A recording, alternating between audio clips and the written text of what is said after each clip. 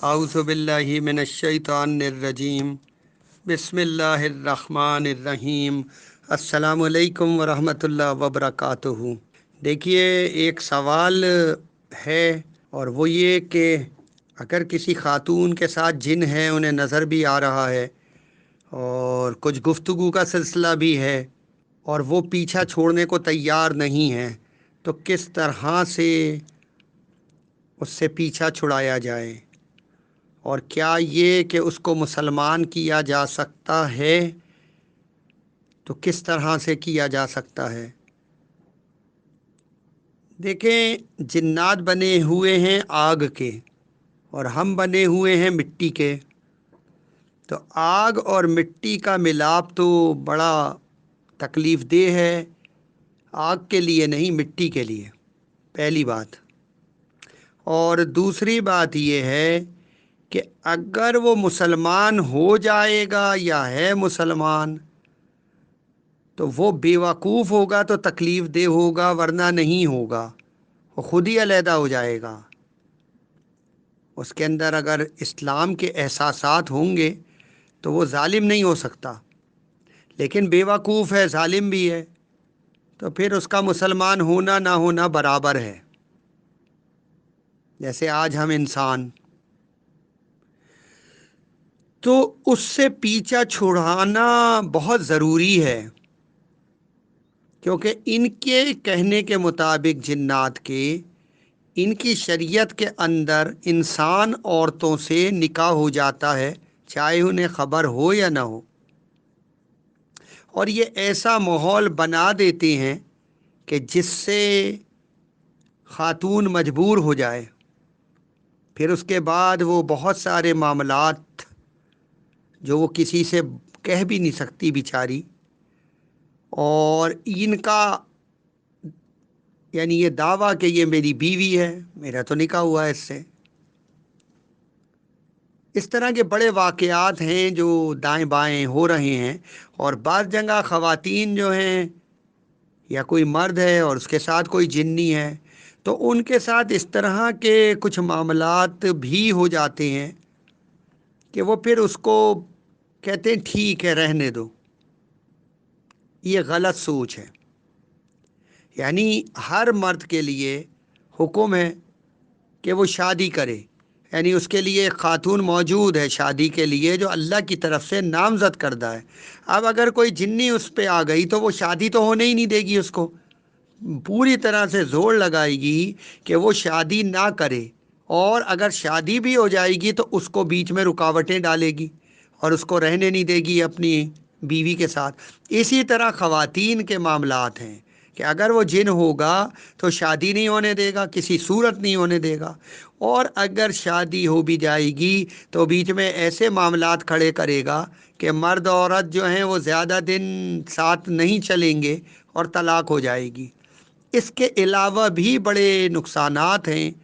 अगर कोई खातून है या कोई मर्द है और वो इस तरह से कहें कि जिन भी हमारे साथ रहे, और ये सारे मामलात, देखिए, इनको मुसलमान करने का तरीका तो यही है कि आप अपने अमल को बहुत खालिस कर लें अल्लाह के लिए, और ज़िक्र इलाही और ये वो कुरान, ज़िक्र इलाही, वक्त पर नमाज़ें, सारी चीज़ें, तो ये खुद ब खुद भाग जाते हैं, ये टिक नहीं सकते कुरान के मुकाबले पे। फिर सूरह जिन है, सूरह रहमान है, सूरह अहकाफ है, बहुत सी जगह है, बहुत सारे ऐसे मकामात हैं कि जो यानी इनके इनसे पीछा छुड़वा देते हैं। लेकिन अगर कोई ना पीछा छोड़े तो फिर बहरकैफ इलाज करें, उसको समझाएं, उसको सूरह जिन सुनाएं, उसको क़यामत वाली आयतें सुनाएं। लेकिन जब हम मुसलमानों पे असर नहीं होता इन कुरान की आयतों का, तो उस पे कैसे होगा, ये भी सोचें। तो ये है कि थोड़ा बहुत इलाज करें, और बेहतरीन इलाज ये है कि कुरान को तेज़ आवाज़ में सुने, नशिस्त लगाएं, कम अज़ कम 1 डेढ़ घंटे की नशिस्त, और उससे कहें सुनो बैठ कर, वो भाग जाएगा, और वरना जल जाएगा। यानी हमने नहीं जलाया, उसने हट धर्मी की कुरान के मुकाबले पे, अल्लाह के मुकाबले पे। जैसे आज हम हट धर्मी कर रहे हैं तो हमारी तो मोहलत अमल जितनी है हम बचे हुए हैं, वरना हम भी ٹھکانے لگا دیے جائیں، اللہ کی ناراضگی آ جائے ہمارے اوپر۔ اسی طرح ان کے معاملات ہیں، ورنہ پھر یہ ہے کہ وہ وہاں سے ہٹ جائے گا۔ جس گھر میں قرآن کی تلاوت چلتی ہے تیز آواز میں، سورہ فاتحہ، بقرہ، آل عمران، تو وہاں سے یہ ہٹ جاتے ہیں۔ اب وہ کیونکہ ہم مسلسل نہیں چلاتے اور ہم بس وقتی طور پہ کرتے ہیں، اور تو اس کا نتیجہ یہ ہوتا ہے کہ یہ چلے جاتے ہیں پھر آ جاتے ہیں، پھر چلے، کیونکہ ظاہر ہے ٹیلی ویژن چل رہا ہے، میوزک چل رہا ہے، بیلیں بج رہی ہیں، موبائل چل رہا ہے، فلمیں ہیں، ڈرامے ہیں، اشتہارات ہیں، اور بہت کچھ ہے ان کو بلانے کے لیے۔ تو یہ دو رنگ ہیں، ایک وہ دنیا داری کا رنگ کہ جس میں ٹی وی اور ساری چیزیں ہیں، اور میوزک بھی ہے جو ان کے لیے ایک کشش ہے زبردست، وہ بھی ہیں، فلمیں ڈرامے بھی ہیں جو ان کے لیے زبردست کشش رکھتے ہیں، اور بہت سی اور باتیں ہیں غیر اسلامی جو ان کے لیے ایک دروازے کھولتی ہیں ہمارے گھروں کے۔ اور ایک طرف یہ قرآن کی تلاوت ہے، تو قرآن کی تلاوت چلانے سے وہ وقتی طور پہ چلے بھی گئے، تو جب آپ کا دوسرا دروازہ کھلے گا ٹی وی اور موبائل کا اور ڈرامے فلموں کا، اشتہارات کا، بیلیں بجیں گی، یا اور کوئی ایسا معاملہ ہوگا جو آپ کا حصار توڑ دے گا، تو پھر دوبارہ وہ آ جائیں گے، کیونکہ وہ تو وہیں موجود ہیں، ارد گرد میں جاتے واتے کہیں نہیں ہیں، وہیں موجود ہیں، اور ایک جائے گا ایک اور آ جائے گا گروپ، ایک اور جائے گا ایک اور آ جائے گا۔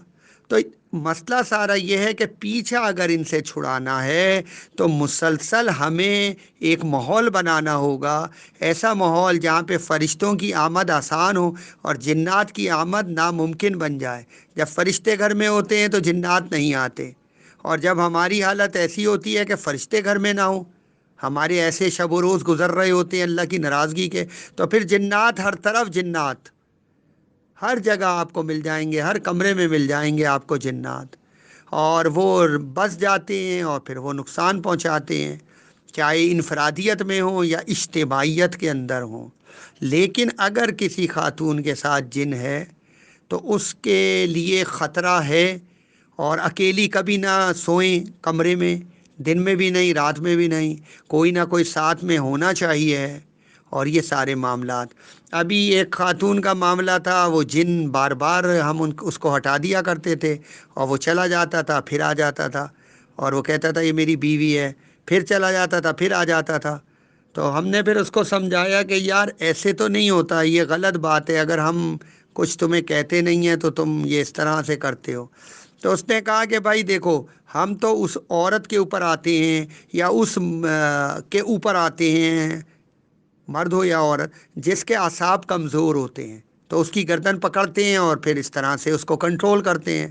تو تم ان کو کیوں نہیں سکھلاتے لوگوں کو کہ یہ اپنے اعصاب مضبوط کر لیں؟ اور جب ان کے اعصاب مضبوط ہوں گے، دروازہ کس کے بند ہوگا، تو ہم کیسے گھسیں گے اندر؟ اس دروازے کو ہم نہیں کھول سکتے۔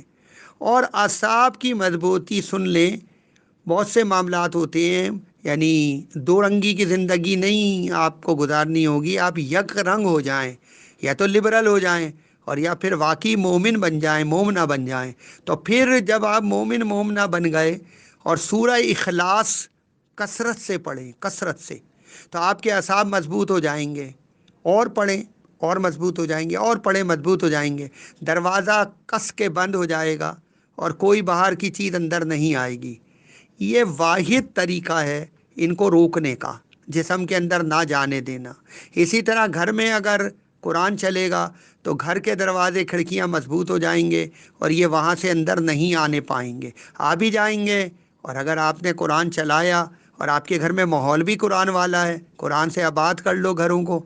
اگر آپ نے آباد کیا ہوا ہے گھروں کو، اپنے گھر کو، اپنی زندگی کو قرآن سے، تو یہ ویسے بھی آپ کے قریب نہیں آئیں گے، اور قریب آئیں گے تو زیادہ دیر ٹھہر نہیں سکتے۔ یہی طریقہ ہے گھروں سے نکالنے کا اور اپنے جسموں سے نکالنے کا، ورنہ شاید لوگوں کو علم نہ ہو تو مختصر بتا دیتا ہوں کہ یہ جتنی بیماریاں ہیں، کینسر سے لے کر اور ساری بیماریاں، یہ سب جنات کے ذریعے کی جاتی ہیں۔ یہ بیماریاں نہیں ہیں، یہ جنات آ کے انفیکشن بناتے ہیں، اور یہ سارا ایک معاملہ ہوتا ہے۔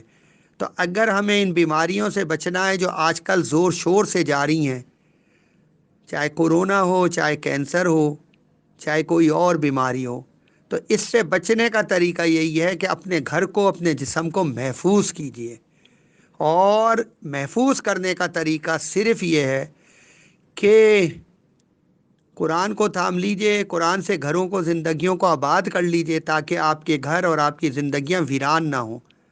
جب جنات آتے ہیں تو زندگیاں اور گھر ویران کر دیتے ہیں، گھروں کو توڑ دیتے ہیں۔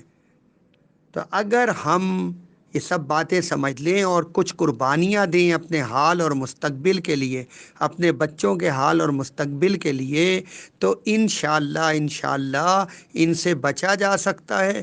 اور بچنا بہت ضروری ہے، تاکہ ہم، یعنی ہماری جو معاشرتی زندگی ہے اور جو ہماری گھریلو زندگی ہے، وہ سب جو ہے صحت کے ساتھ اور عافیت کے ساتھ گزرے۔